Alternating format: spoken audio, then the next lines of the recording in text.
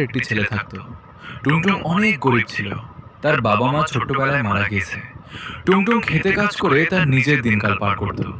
একদিন কাজ শেষ করে গাছের ছায়ায় বসে খাবার খাচ্ছিল। গ্রামের দুইটি দুষ্ট ছেলে এসে বলল, কিরে গরিব, পানি ছাড়া খেতে বসেছিস? এই নে পানি।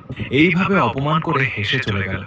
টুংটুং বলছিল, আমার সাথে কেন এরকম হয়? একদিন পাশের গ্রামে একটি বড় মেলা বসেছিল। টুংটুং চিন্তা করলো, আমি মেলায় গিয়ে কিছু একটা বিক্রি করলে আমি কিছু টাকা পয়সা পেতাম। পরে বন্ধুর থেকে বাইক নিয়ে রাতের বেলা রওনা হলো।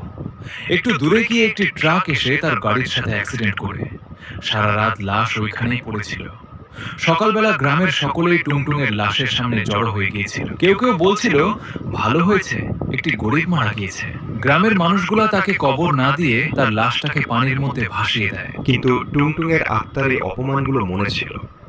পরে এক রাতে একটি ছেলে ঘুমাচ্ছিল। হঠাৎ একটি স্বপ্ন দেখে অনেক জোরে জোরে চিৎকার করছিল। পরের দিন সকালে গাছের সাথে ওই ছেলেটার গলা কাটা লাশ পাওয়া গেল।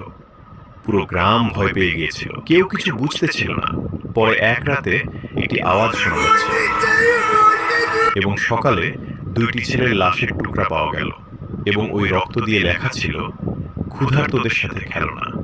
পুরো গ্রাম ভয়ে কান্না করছিল।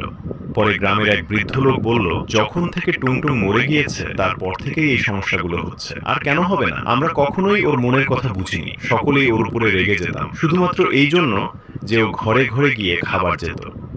বয়স্ক লোকটা আবার বলল, আমরা সকলেই গিয়ে জিজ্ঞেস করি ওর কি লাগবে। হে টুংটুং, আমরা কি করলে তুমি আর এই গ্রামের মানুষদের হত্যা করবে না? টুংটুং এসে বলল, যারা ভিডিওটা দেখছে লাইক ও সাবস্ক্রাইব করে দিলে আমি এই গ্রামের আর কাউকে মারব না।